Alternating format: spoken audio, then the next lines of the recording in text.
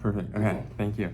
Hi, yeah, I'm Leonard Memon. I'm from the University of Texas. I'm a first-year master's student, and I'm trying to figure out how Rumble kind of sees itself and how people on Rumble kind of see themselves as like relative to larger publics, maybe like YouTube. So just first of all, just to give y'all a sense of what Rumble is like, right? So I don't know if y'all know Steven Crowder, but like Steven Crowder kind of made this move from YouTube to Rumble because a lot of his content was getting canceled, and now Donald Trump Jr. is also like on Rumble. And just to give you a sense of like who's on Rumble, the top right Rumble streamer as of June 2023, according to Statista, which was the most recent data they had for that. Tate Speech by Andrew Tate is number one by far. We've got the Right Side Broadcasting Network, Steven Crowder, and Donald J. Trump is fifth, right? So definitely a right-wing like alternative site is what Rumble is. So in terms of what Rumble actually like is in terms of an app, it's really similar to YouTube. So it's like it's a video sharing platform, social media, right? You share a video, you have a channel, people subscribe to it. So it's really similar to YouTube, just the audience, of course, is different.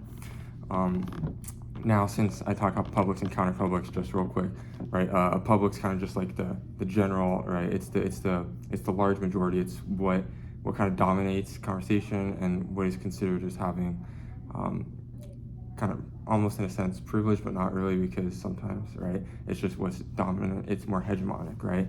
And then the counterpublic is more kind of a little bit more marginalized and oppressed, and people just don't talk about it as much. I want to be clear. I'm not saying Rumble is a counterpublic. I'm not making any claims about that. The claim I am making, though, is that Rumble sees itself, right? People on the conservative platform of Rumble, they see themselves as a counterpublic, and they see themselves as being ostracized by places like YouTube and overly censored, right? Which there's lots of studies, right? There's a huge study that's published in Science, which found that a lot more information, right, that's right-wing tends to get censored and tends to get labeled as misinformation, right? A large part of that maybe it is actually more likely that they put out misinformation, but there seems to, people on the right tend to see that as I'm being censored a lot. So Rumble as of now has around 50 million users compared to YouTube's 2.5 billion users. So in terms of size, right, YouTube's still like the dominant social media platform. And what I think is interesting, right, both YouTube and Rumble claim they promote free speech. So I'm gonna go through, I went through their free speech and their policy, right, and just seeing what they allow and what they don't allow. And I think the words they use can give us some insight into how they see themselves. So YouTube states in their mission statement, right, their mission is to give everyone a voice and to show them the world, right? Rumble states they are on a mission to protect a free and open internet. And I think what's interesting in that word is the word protect, right? Because it's as if they're saying like YouTube is attacking us, left-leaning liberal media is attacking us, and we're going to protect this. YouTube doesn't have the word protect, right? So it's kind of this idea of YouTube is central, and they're trying to protect their freedom of speech, or what they interpret as free speech.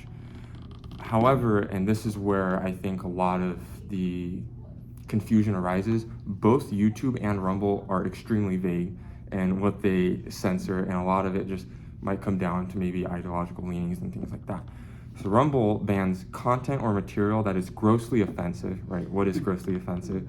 To the online community, including but not limited to racism, anti-Semitism, and hatred. Even things like racism, right? There's a conversation about is there reverse racism, stuff like that, and depending on maybe which way you're leaning left or right, that might be different. So these definitions, big words, really vague, and really you can say anything is grossly offensive to you, right? Maybe to Rumble, right? LGBTQ plus content might be grossly offensive to them, right? So things like that. YouTube, though, says certain types of misleading or deceptive content with serious risk of egregious harm are not allowed on YouTube, right? So that also, I also feel like misleading or deceptive content with serious risk of egregious harm can be construed in many different ways. So what this gets at is there's a lot of vagueness here, and that allows for maybe the ideologies of certain platforms to moderate things in their own way, which is why it's difficult when you get maybe canceled in one area or another area to say this was or this is not against the rules, because the rules are so vague. What is offensive? What is egregious, right? Also, and I think this was the most interesting part, Rumble, it seems, in a sense, might limit, based on their guidelines, seems to limit free speech more than YouTube. They have a catch-all term here. They go, any other content or material that Rumble, in its sole, unfettered, and arbitrary discretion, determines is undesirable on the Rumble service can be canceled, right? And so like YouTube doesn't have that like catch-all, but like if you read Rumble, they got like all these policies outlined. And the very last one is kind of, if we don't like it, I know we have all these policies, but also if we just don't like it, we can take it out, right? Stuff like that. But then also Rumble says you may be exposed to materials which you consider to be offensive or inappropriate. But then also Rumble also saying you can't, we don't want anything on there that's offensive or inappropriate, but just in case somebody were to say this is offensive, they can be like, oh, it's offensive, but we're fine with it. So it really allows freedom both ways. If we can censor anything we want, but even if you find something offensive, we can still put it out onto the social media platforms. I think, and this is I'm going to more of a neo-Aristotelian type perspective. I think Rumble tries to appeal to character, emotion, and logic. And in some of these areas, I think there are fallacies, right? So like first off, they appeal to character. They have a bunch of these ads. It's sports themed, right? So it's usually like an umpire or a referee, and they have a person who's representing YouTube and a person who's representing Rumble. And the umpire would be like YouTube, and they'd always be like, just for saying something random, right? They'd be like, you're strike one, strike two, strike three, and they go strike four, strike five, strike six. And obviously it's really similar to straw man fallacy, because clearly, right, YouTube does censor things, but it's not like censoring things left and right and that arbitrarily. But right, I don't think a lot of people in general are reading the guidelines. So it could be the case they see those ads and they're like, oh, YouTube, right, just censors a lot of things. And maybe it might be, oh, I'm right-wing leaning, and so I just want to just see what supports my viewpoints and go with that.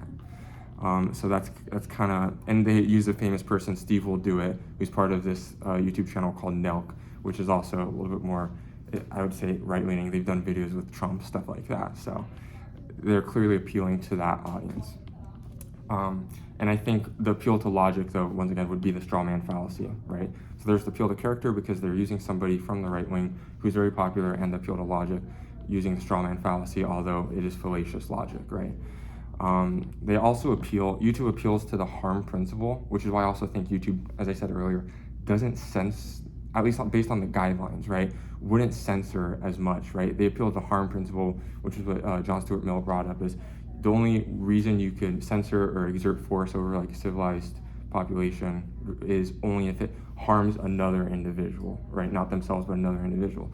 Rumble appeals to both the harm and offense principle, right? So YouTube censors things that are harmful. Rumble censors things that might be harmful or offensive. So really, even in that sense, Rumble is, but then it's so vague, right, that it can be construed in a lot of different ways. And lastly, the appeal to emotion. YouTube appeals to freedom and safety, right? Just saying and those are the two tensions, right? Two things you have to balance, right? You can always have more freedom at the expense of safety. You can always have more safety at the expense of freedom, in a sense, at least with regard to privacy, things like that, and safety, right, of what you're seeing. But then Rumble appeals to freedom while indicating YouTube does not, right? And so very explicit in its advertising, even very explicit, right? Or even very, very, very implied, right, in its guidelines is this idea that YouTube does not do this, right? YouTube doesn't go around, and partly because Rumble is a lot smaller, doesn't go around saying Rumble doesn't do this, but Rumble's advertising, it almost seems like it doesn't have a brand independent of YouTube. All of its advertising, as I brought up, has like umpires or referees that are portraying YouTube, right? So they always, their attachment, they don't really have a brand, their attachment is to YouTube, and they are the anti-YouTube. We will let you say whatever you want, leaning conservative. So the implications, right, are that there's likely to be echo chambers inside of Rumble, right? We have these things like with Truth Social and stuff like that, which is Trump's social media platform, right? We already have these echo chambers, and largely echo chambers are viewed as harmful. There is some literature that says echo chambers might not be harmful because what they do is they cause internal divides, right? And so the idea is if you have one big divide, right, between Democrats and Republicans, and they're constantly talking, that divide becomes salient. However, if you have a Democrat and a conservative divide, right, think about like Christianity and like many of the other branches it has, those divides might become more salient, and the big I'm Democrat, I'm Republican might break down.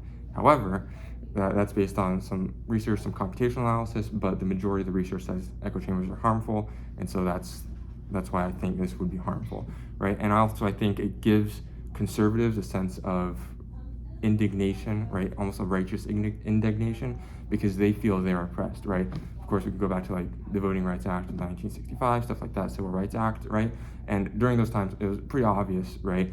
There was white privilege at the time, and now they can contest. They can go, maybe there isn't there, and now with Rumble, they can go, we're the ones being oppressed, we're being censored, and now we have to like flee to Rumble, and so that might give them a little bit more of a what they perceive as more of a moral high ground when they're making claims about whether YouTube or Rumble or something is too liberal leaning, or whether they're censoring all the conservatives, stuff like that. And so lastly, the key takeaways I think are the rules each platform has are really vague and leaves a large amount of room for interpretation, specifically based on ideology. And Rumble's identity is tied to YouTube. Rumble portrays YouTube negatively, and then they use themselves as distinct from YouTube. And those two things work to try to position Rumble as a better alternative to YouTube. And in that way, they're trying to give that free speech back to conservatives with that sense of righteous indignation that they are being censored. Thank you. Awesome job.